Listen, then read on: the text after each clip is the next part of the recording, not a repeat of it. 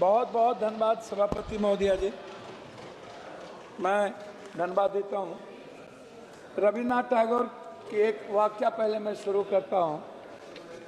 रविन्द्रनाथ टैगोर ने संकीर्ण राष्ट्रवाद पर सवाल उठाया था।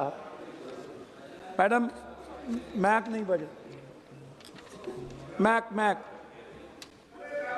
मैक मैक माइक ऑन है, आप जल्दी खत्म कीजिए। देशभक्ति को मानवता पर विजय प्राप्त करनी चाहिए। उन्होंने विश्व बंधुत्व पर जोर दिया और प्रसिद्ध रूप से कहा, देशभक्ति हमारा अंतिम आध्यात्मिक आश्रय नहीं हो सकती, मेरी शरण मानवता से है।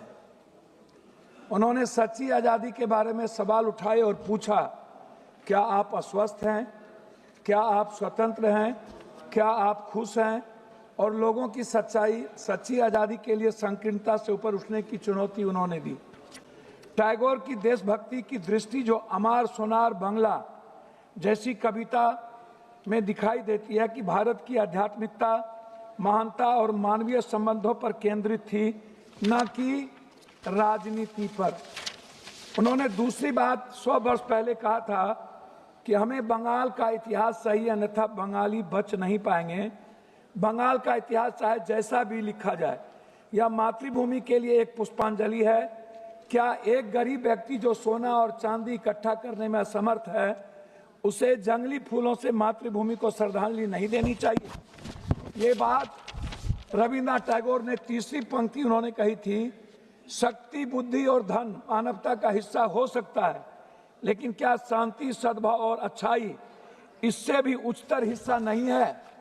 इनको समझ में नहीं आएगा मैडम कि राष्ट्रीय गीत हमारे जीवन की संस्कृति है, हमारा संस्कार है, हमारा चरित्र है, हमारा विचार है, हमारे चिंतन में है, हमारे समर्पण में है, आहार व्यवहार खान पान में है, हमारे दायित्व और कर्तव्य की मूल आत्मा है और भावना है।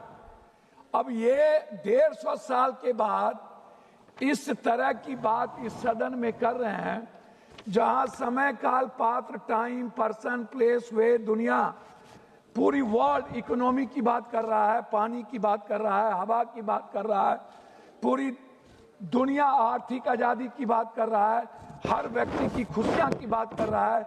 ये हमें संस्कार पढ़ा रहे हैं, कोई संस्कार नहीं है। ये वो लोग हैं मैडम, वंदे मातरम सिर्फ एक चीज नहीं है, वह निभाने की चीज होती है। राष्ट्रीय गीत सम्मान जरूरी है, पर राष्ट्र की समस्या का समाधान, ये बात हम नहीं कह रहे हैं, ये बात